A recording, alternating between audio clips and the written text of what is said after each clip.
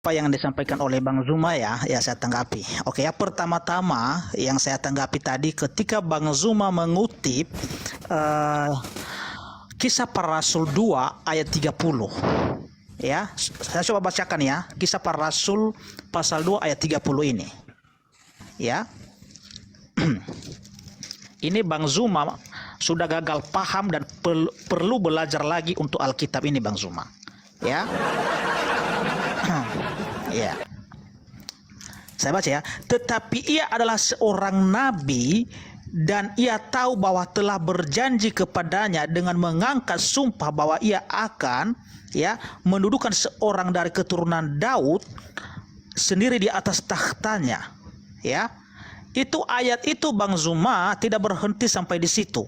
Bahkan ayat di 31 ini ya lebih menegaskan di sini apa katanya ya, karena itu ia telah melihat ke depan dan telah berbicara tentang kebangkitan Mesias ketika ia mengatakan bahwa dia tidak ditinggalkan di dalam dunia orang mati dan bahwa dagingnya tidak mengalami kebinasaan.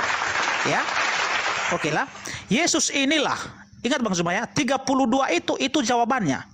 Ya, Yesus inilah yang dibangkitkan Allah dan tentang hal itu kami semua adalah saksi. Yang berbicara di sini adalah Petrus Bang Zuma. Ya. Jadi puji Tuhan karena Bang Zuma sudah mengakui ayat dari Kisah Para Rasul pasal 2 ayat 30 dan 31 ini, walaupun hanya Bang Zuma berhenti sampai di situ, tetapi jawabannya adalah ada di ayat 32. Ya, berarti ini Bang Zuma sudah mengakui bahwa Yesus itu adalah sudah bangkit dari antara orang mati. Oke Bang Zuma, terima kasih Bang Zuma. Oke ya, iya. Bang Zuma tadi mengatakan bahwa Yesus ini sebenarnya digantikan oleh orang lain. Ya, ada beberapa konsekuensi Bang Zuma kalau kita Bang Zuma mengatakan bahwa Yesus itu digantikan oleh orang lain. Ya, bagi kami orang Kristen ya, itu kalau bukan Yesus yang di atas kayu salib itu Bang Zuma, ya pertama-tama bagaimana tadi kesaksian Yesus tentang dirinya sendiri di Matius pasal 17 ayat 22 dan 23. Saya baca dulu Bang Zuma ya. Oke. Matius 17 ayat 22 dan 23 ya. Pada waktu Yesus dan murid-muridnya bersama-sama di Galilea, ia berkata kepadanya, anak manusia akan diserahkan ke dalam tangan manusia dan mereka akan membunuh dia dan pada hari ketiga ia akan dibangkitkan. Jadi yang saya percaya di sini asumsi dari Bang Zuma atau pernyataan dari Tuhan Yesus itu sendiri. Itu satu. Kedua, ya, konsekuensinya Bang Zuma kalau Bang Zuma mengatakan sekarang bahwa bukan Yesus yang disalib ya, itu di atas kayu salib itu Bang Zuma ada 7 yang perkataan Tuhan Yesus yang ia katakan di atas kayu salib yang tidak mungkin dilakukan oleh oknum yang lain selain Yesus itu sendiri. Karena kenapa? Yesus pernah berkata ya, kasihilah musuhmu dan berdoalah bagi mereka yang menganiaya kamu. Ya, jangan membalas kejahatan dengan kejahatan, tetapi balas kejahatan dengan kebaikan. Ya, tetapi ketika Yesus di atas kayu salib Bang Zuma, apa katanya di situ? Kita baca itu di Lukas 23 ayat 24, ya.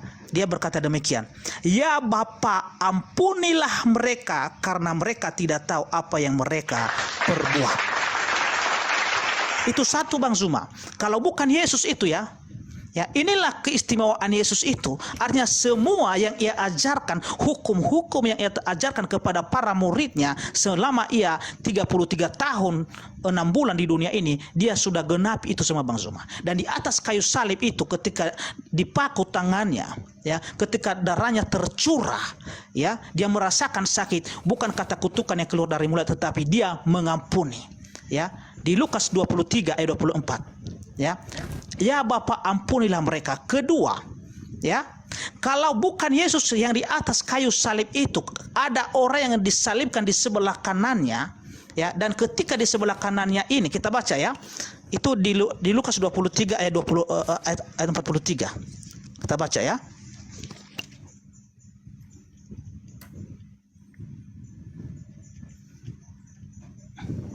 Lukas 23. Bentar ya.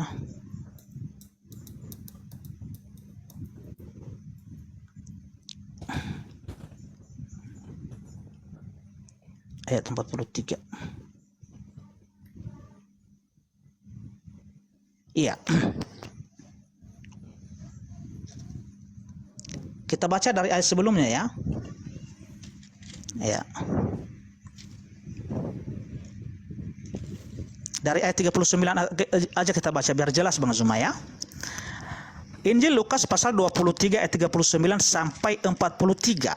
Seorang dari penjahat yang digantung itu menghujat dia, katanya, "Bukankah engkau adalah Kristus? Selamatkanlah dirimu dan kami." Tetapi yang seorang menegur dia, katanya, "Tidakkah engkau takut juga tidak kepada Allah, sedang engkau menerima hukuman yang sama? Kita memang selayaknya dihukum, sebab kita menerima balasan yang setimpal dengan perbuatan kita. Tetapi orang ini tidak berbuat sesuatu yang salah." Lalu ia berkata, "Yesus, ingatlah akan aku apabila engkau datang sebagai raja." Apa kata Yesus? Kata Yesus kepadanya, "Aku berkata kepadamu, sesungguhnya hari ini juga engkau akan bersama-sama dengan aku di dalam Firdaus." Itu kedua Bang Zuma. Kalau ini orang lain, tidak mungkin berani dia menjanjikan Firdaus itu kepada orang yang di sebelah kanannya itu. Itu dua. Ketiga Bang Zuma. Ya, itu karena Bang Zuma tadi membantah, menyanggah bahwa bukan Yesus yang disalibkan. Ya, ketiga. Ya. Yesus ini kan punya ibu. Ya, yang bernama Bunda Maria. Ya, itu di Yohanes 19 ayat 26. Ya, dan 27. Apa kata Yesus? Ya, kepada murid yang ada pada saat itu. Itu kepada Yohanes. "Inilah ibumu." Kalau bukan Yesus itu, mana berani dia mengatakan kepada salah satu muridnya yang ada pada saat itu, ya, menunjuk kepada bundanya Maria, ya, "Inilah ibumu." Itu ketiga Bang Zuma. Keempat, ya, ketika Yesus mengatakan di atas kayu salib, "Eli Eli lama sabachthani," "Allahku, Allahku, mengapa engkau meninggalkan aku?" Itu sudah dinubuatkan itu Bang Zuma. Dan itu tergenapi di atas kayu salib. Ya, kalau kita baca itu ya, Matius 27 ayat 46. Ya, dan itu di kitab Mazmur ada itu, nubuatan itu ada di kitab Mazmur. Ya, dan itu tergenapi di atas kayu salib. Kalau orang lain tidak mungkin orang itu mengeluarkan kata-kata itu, "Eli Eli lama sabachthani." Tidak mungkin orang lain menggenapi nubuatan itu Bang Zuma. Ya. Kelima, ya, Yohanes 19 ayat 22, ketika dia mengatakan, "Aku haus." Dan itu adalah ada di nubuatan itu Bang Zuma. Ya. Oke, Pak Depi, sudah terlalu panjang, kalau bisa batas 5 aja. Ya, oke, silakan. Silakan. Oke, sampai di situ silakan. Sudah 10 menit. Jadi saya katakan bahwa kitabnya orang Kristen ini, Paulus aja nulisnya itu tahun 50-an. Jadi puluhan tahun setelah tragedi penyaliban. Dan kitab mereka ini bukan ditulis untuk orang-orang Yahudi yang ada di Yerusalem, bukan. Jadi dicocok-cocokkan. Ingat, sekali lagi saya katakan, kitabnya orang Yahudi dalam Septuaginta yang diterjemahkan abad ketiga sebelum Masehi, itu diterjemahkan kemudian atas instruksi Kaisar Ptolemy II kepada 72 rabi-rabi. Diterjemahkan untuk mereka yang hidup sebagai orang Roma. Kalaupun ada orang Ibrani, orang Yahudi, mereka sudah asing dengan bahasa Ibrani itu. Jadi dicocokkan. Makanya tadi saudara kita ini mencocokkan ke Mazmur, mencocokkan ke Yesaya, mencocokkan, semua dicocokkan. Itu muncul belakangan Bang. Penulis Bible tidak hadir pada saat penyaliban. Dan ingat, kita belum selesai di situ. Penyaliban itu apa? Kutuk atau berkat? Mungkin Yesus Anda yang disalib, tapi merubah kutub? Enggak merubah kutub. Penyaliban itu tetap aja kutub. Anda mau mengatakan itu Yesus, semakin nyata kalau Yesus itu adalah makhluk yang dikutuk oleh Tuhan yang kemudian Anda sembah. Sedangkan pola dalam agama Yahudi, nebus dosa ya hewan, bukan manusia. Semakin Anda memperkuat alibi Anda bahwa itu adalah Yesus, semakin nyata bagi kami bahwa Kristen adalah penyembah manusia yang dikutuk oleh Tuhannya Yahudi. Tidak ada pola di dalam agama Yahudi nebus dosa pakai manusia, apalagi manusia yang dikutuk. Dan satu hal, jangan Anda katakan saya harus belajar Bible. Saudara yang harus banyak belajar Bible. Kembali ke dalam Kisah Para Rasul 2 nomor 30, 31, 32, 33, 34, 35, 36, 37, 38, 39 endingnya. Anda baca 39-nya. Ketika mereka kemudian sudah melakukan penyaliban, mereka diminta oleh Petrus, bertobatlah kalian. Kalau salib itu nebus dosa, ngapain harus bertobat? Dan lucu, Anda membawa Lukas 23 nomor 24. Bapak, ampunilah mereka loh, katanya salib itu nebus dosa. Kok nggak sesuai banget? Terus kemudian Anda mengatakan, dia berkata kepada orang yang di sampingnya, hari ini juga kau bersama dengan aku di Firdaus. Buktinya apa? Ada buktinya hari itu juga dia ke Firdaus? Enggak ada. Bahkan orang Kristen sekarang kalau mati membusuk di kubur, enggak ada ke Firdaus. Jadi itu hanya obat kuping bagi orang yang tak berakal. Sekali lagi saya katakan kepada saudara, khotbah Petrus itu adalah penentu. Di Kisah Para Rasul 2 di sana, 1. Di situ ada kesalahan lembaga Bible Indonesia sengaja kemudian memutarbalikkan terjemahan. Data yang ada di Kisah Para Rasul itu bukan membangkitkan Mesias atau kebangkitan Mesias. Anestemi itu artinya dinaikkan, saudara. Dinaikkan, diangkat, bukan dibangkitkan. Kalau dibangkitkan dalam bahasa Yunani itu zao. Anda belajar lagi, zao baru dibangkitkan. Di situ anestemi artinya dinaikkan atau diangkat.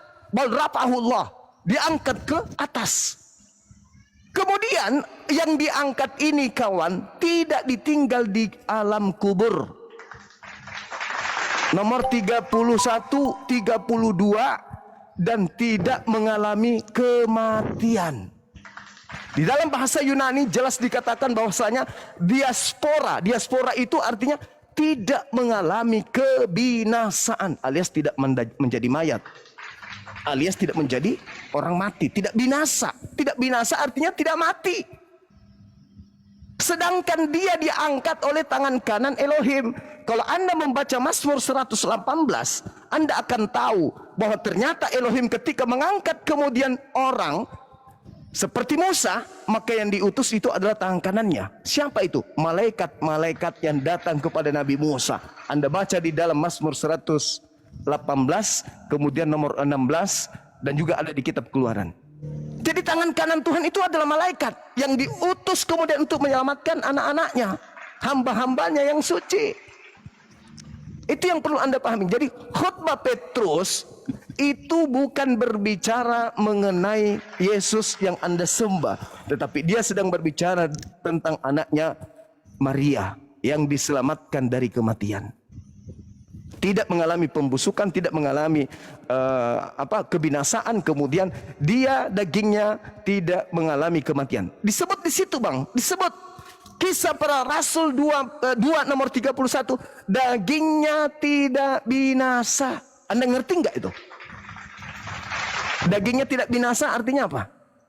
Tidak mengalami kematian. Sedangkan, nih perhatikan nih. Ketika Yesus didatangi oleh orang Farisi di Matius 12 nomor 38, "Guru, berikan kami satu tanda." Yesus berkata apa? "Angkatan jahat ini minta satu tanda dan tidak akan diberikan satu tanda apapun kecuali apa? Tanda Yunus. Sebab Yunus 3 hari 3 malam dalam perut ikan, demikian juga anak manusia 3 hari 3 malam dalam perut bumi." Berarti kalau 3 hari 3 malam dalam perut ikan, hari ketiga keluar dari perut ikan. Perut bumi berarti hari ketiga keluar dari perut bumi. Itu tanda untuk siapa? tanda untuk angkatan jahat. Tanda, hadiah untuk angkatan jahat, apa itu? Bangkit pada hari ketiga. Jadi yang beriman kepada penyaliban, beriman kepada kebangkitan, itu adalah angkatan jahat. Sama, kembali kepada Kisah Para Rasul 2 nomor 40, di data 39-40, Petrus sendiri mengatakan bahwa mereka yang menyalibkan Yesus itu adalah angkatan jahat. Maka Petrus mengatakan, bertobatlah. Jadi ada dua, saudara, ada dua. Penyaliban terjadi terhadap Yesus itu tidak dilakukan kepada anak Maria, tetapi dilakukan kepada oknum yang terkutuk. Sekarang saya ingin bertanya, supaya mengerucutkan permasalahan, jangan terlalu lebar kita. Menurut saudara, ketika Paulus berkata dalam Galatia 3 nomor 13, terkutuk, Kristus telah menebus Kristen dari kutuk hukum Taurat dengan jalan menjadi kutuk karena Kristen aja yang nerima, Islam enggak. Sebab ada tertulis, terkutuklah dia yang mati di atas tiang salib. Itu ucapan Yesus, itu ucapan Paulus. Sebab ada tertulis, tertulisnya di mana? Ulangan 21 nomor 22-23. Di situ dikatakan oleh Elohim, jika engkau menghukum orang yang sepadan dengan hukuman mati, melakukan dosa yang sepadan dengan hukuman mati. Jika ada orang yang melakukan dosa yang sepadan dengan hukuman mati, lalu engkau hukum dia, jangan kau biarkan mayatnya semalam-malaman di atas tiang salib, tapi kuburkanlah. Sebab orang yang dikutuk oleh Elohim tidak boleh menyentuh tanah yang diwariskan Elohimmu kepadamu. Ada dua hal di situ, Bang. Yang pertama, orang yang melakukan dosa besar. Yang kedua adalah orang yang dikutuk Elohim. Siapa di antara dua oknum ini yang memenuhi syarat untuk disalib? Yudas atau Yesus? Yang pertama, pelaku dosa yang sepadan dengan hukuman mati. Ingat di dalam Ulangan 27 nomor 25, terkutuklah orang yang makan suap. Siapa yang makan suap? Yudas atau Yesus? Jangan melebar kemana-mana, Bang Zuma. Ini enggak melebar. Saya malah kembali kepada poinnya. Yang dikutuk adalah pelaku dosa yang sepadan dengan hukuman mati, dan yang disalib adalah orang yang dikutuk. Pertanyaan saya, siapa yang memenuhi syarat untuk kedua hukum Tuhan ini? Yesus atau Yudas? Silakan.